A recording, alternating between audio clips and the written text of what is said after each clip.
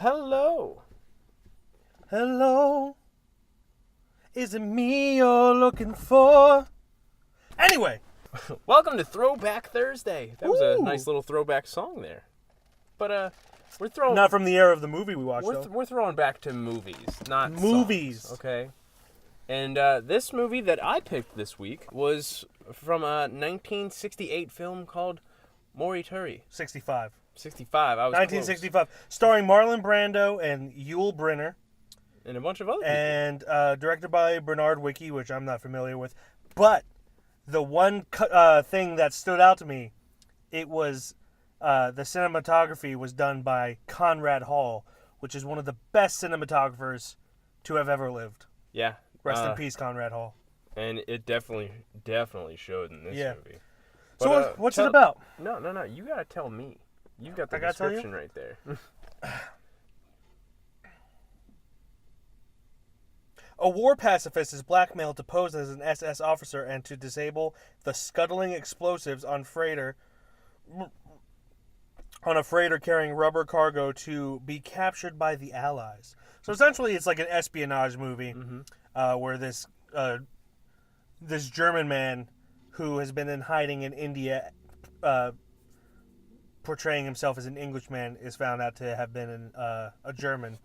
The whole time. And he kind of fled Germany. Did we say this was during World War II? During World War II. Oh my goodness. That guy's portrayed by Marlon Brando, and he's kind of forced to pretend to be an SS officer on this prisoner ship that is going to France, German-occupied France. So from what I hear about this movie, we have different points of view on it. We do have different points of view. I enjoyed it a lot. As most of you know, I don't really watch classic movies that often. Mainly because I can't just get into them, not because I have a certain point of view they're disgusting. He thinks they're disgusting. They're disgusting. But I actually really enjoyed this movie for this being one of my first Marlon Brando movies that I ever watched, other than Apocalypse Now. About Godfather. I haven't even watched Godfather yet. Don't kill me. Like we were talking about earlier, the cinematography in this movie was just awesome, especially for the 1960s, which you didn't think you could pull most of those shots off the way it did, and then the way it transitioned in the film, like when they go to do a different scene and transition to it, was just phenomenal, and I loved it. The acting in it was great, from Marlon Brando to what's his name, Yul Brynner, the boat captain. Holy crap! I think the one character I really cared about in this movie was the captain, because he's just a human who likes humans. Yeah, he's not. He's in the Nazi army, but you could tell he's doing it reluctantly, and to not, get killed or anything. Yeah, he's got his own rules. He don't need no Hitler. Yeah, he don't need. He's no a strong, independent ship captain. One of the things I liked most about this is how relevant it kind of was in this movie, because that character, he was like, we're all human beings, we should be treated all the same. And today, a lot of people should see this movie just for the message in between two characters talk about how you guys are human beings, we shouldn't be, there shouldn't be oh, you're on a different level than me, we're the same person. I really enjoyed that aspect of it. The espionage, it was so-so. I don't know where I was going with that, but hold on. Would you like to say anything now? Yeah, I was just letting you go, because usually I talk over you, and I'm trying not to talk over you. Going into the espionage being okay, the problem I had with it, I liked this movie, but barely. I barely liked it. I felt like it was a lot of boring dialogue with little payout at the end. Not that I needed to be all action, but it, for the most part the dialogue was just kind of unnecessary and it's just repetitive. People kept saying the same things. I did like how you said how the whole message was, people are the same no matter where they come from.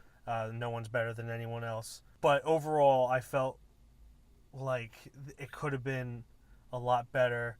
I just found myself being bored for at least from the 15-minute mark until probably when there was a half hour left. I will say this: when the first half hour went by, it definitely felt like a solid hour to me. I was like, "Oh my god, that's how long it's been."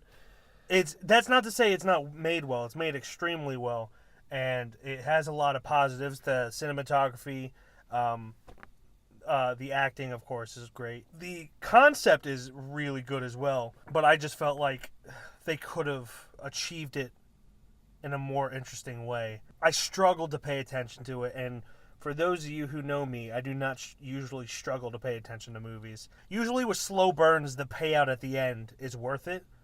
This one I felt kind of rushed the ending and thus made it not worth the slow burn it was. Had this movie been cut down by half an hour, I would probably would have really enjoyed it. There's just a lot of filler in the middle. That's the one problem I have with a lot of classic movies, is they have a lot of filler. I love classic movies, but come on. You think they're disgusting too? No, I don't think they're disgusting. A lot of them have a lot of filler. Gone with the Wind is a perfect example of this. There is no reason Gone with the Wind should be 4 hours long. The original Ben-Hur is another example of that. It's just a lot of filler, a lot of stretching it out to keep people in the air-conditioned movie theater. Because back then, that was like the big seller for movie theaters was air conditioning. You know, they made movies unnecessarily long back then. And most of the time, it's good. Most of the time, it being 4 hours isn't that big of a deal. Or this one was only 2 hours.